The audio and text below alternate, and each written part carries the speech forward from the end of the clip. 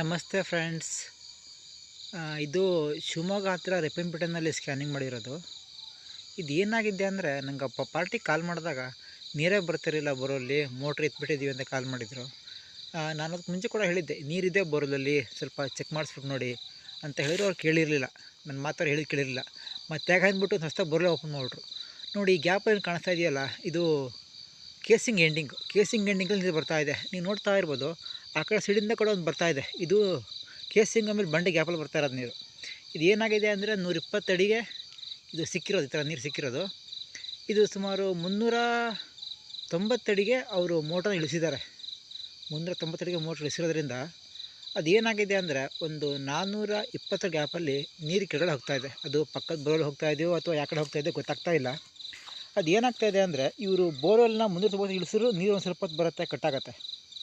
Same problem ಇದು ನೀವು ಕೆಳಗಡೆ ಒಂದು ಗ್ಯಾಪ್ ಸಿಗುತ್ತೆ, ಒಂದು 420 ಅಡಿಗೆ. ಅದು ಅದರಿಂದ ಕೆಳಗಡೆ ಹೋದರೆ ನೀರು ಅಡ್ಡ ಹೋಗೋದು ಕ್ಯಾಮ್ರಾ ಕಾಣಿಸ್ತಾ ಇದೆ, ಕ್ಲಿಯರಾಗಿ ಕಾಣಿಸುತ್ತೆ ನೀರು ಅಡ್ಡ ಹೋಗೋದು. ಅವರು ಸುಮ್ಮನೆ ಹೊಸದಾಗಿ ಒಂದು ಬೋರ್ವೆಲ್ನ ಹೊಡೆದ್ಬಿಟ್ಟು ಸುಮ್ಮನೆ ಒಂದು 1 ಲಕ್ಷ ರೂಪಾಯಿ ಅಮೌಂಟ್ ಕೂಡ ಹಾಕೊಂಡ್ರು. ಅದು ವೇಸ್ಟ್ ಆಯಿತು. ಅದರಲ್ಲಿ 4 ಇಂಚ್ ನೀರು ಬಂದಿದೆ, ಅದೊಂದು ಪ್ರಶ್ನೆ. ಯಾಕೆಂದರೆ ಇದು ಚೆನ್ನಾಗಿರೋ ಬೋರ್ವೆಲ್ ಇದ್ದಾಗಲೇ ಬೋರ್ವೆಲ್ ಮಾಡಬೇಕಾಗಿತ್ತಾ ಅನ್ನೋದು ಪ್ರಶ್ನೆ. ಈ ರೈತರು ಏನು ಮಾಡಿಬಿಡ್ತಾರೆ ಅಂದರೆ, ಈ ಸ್ಕ್ಯಾನಿಂಗ್ ಕ್ಯಾಮ್ರಾಗೆ ಸುಮ್ಕೆಯಾಗಿ ದುಡ್ಡು ಹಾಕ್ಬಿಡೋದು, ಹೊಸದಾಗಿ ಬೋರ್ವೆಲ್ ಮಾಡಿಬಿಡೋಣ. ನೀರು ಅದು ಕೆಲವ್ರಿಗೆ ಅದೃಷ್ಟ ಇದ್ರಿಗೆ ಬರುತ್ತೆ, ಕೆಲವ್ರಿಗೆ ಅದೃಷ್ಟ ಇದ್ರಿಗೆ ಬರೋಲ್ಲ. ಇದು ಏನಾಗಿದೆಯಲ್ಲ, ಇದು ಕೇಸಿಂಗ್ ತುಂಬ ಚೆನ್ನಾಗಿದೆ, ಏನೂ ಆಗಿಲ್ಲ. ಮತ್ತು ಇದು ಏನಿದೆ ಅಂದರೆ, ಈ ಥರ ರೈತರಿಗೆ ನಾನೊಂದು ಮಾತಾಡೋಕ್ಕೆ ಇಷ್ಟಪಡ್ತೀನಿ. ಏನು ಅಂದರೆ, ನೀವು ಬೋರೆಲ್ನ ಕೆಳಗಡೆ ಮಿಷಿನ್ ಯಾವಾಗಲೂ ಬಿಡಬೇಕಾದಾಗಲಿ ಯಾವಕ್ಕಾದ್ರಿ ಒಂದು ಸರಿ ಕ್ಯಾಮ್ರಾ ಸ್ಕ್ಯಾನಿಂಗ್ ಮಾಡಿ ನಡೆಸ್ಕೊಳ್ಳೋದು ತುಂಬ ಒಳ್ಳೆಯದು. ಯಾಕೆಂದರೆ ಸುಮ್ಮನೆ 2 ಲಕ್ಷ ದುಡ್ಡು ಹಾಕಬೇಕು. ಅವ್ರದ್ದೇನೋ ಮೋಟ್ರ್ ಇತ್ತು, ಪರವಾಗಿಲ್ಲ, 1 ಲಕ್ಷ ಮುಗಿದೋಯ್ತು. ಇದೇ ಥರ ಪ್ರಾಬ್ಲಮ್ ಆಗ್ತಾಯಿರುತ್ತೆ.